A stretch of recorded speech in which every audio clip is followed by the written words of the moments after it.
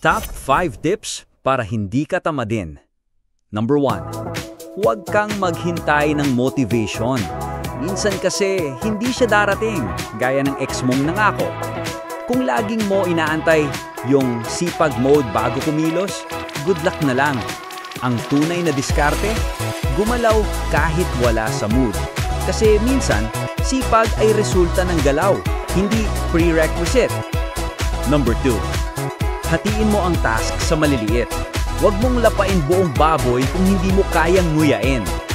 Kaya ka tinamad? Kasi iniisip mong buo agad ang gawain.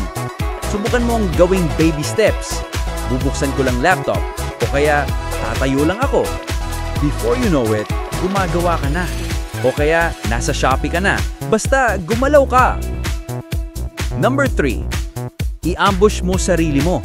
Gawin mo agad bago ka makaisip ng excuse.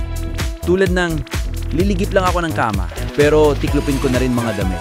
Tapos ayusin ko na rin buong buhay ko. Hindi mo kailangan ng full plan.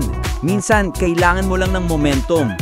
At kung wala ka pang gana, gamitin mo na lang yung guilt bilang gasolina. Number 4. Huwag kang umasa sa perfect setup. Minsan yung productivity mo magsisimula sa gulo ng kwarto at uhaw sa tubig. Hindi mo kailangan ng bagong notebook, bagong lapis o bagong buwan. Kailangan mo lang umpisahan kahit ang gamit mo lang ay lumang papel at galit ng nanay mo. Walang tamad na umaasenso.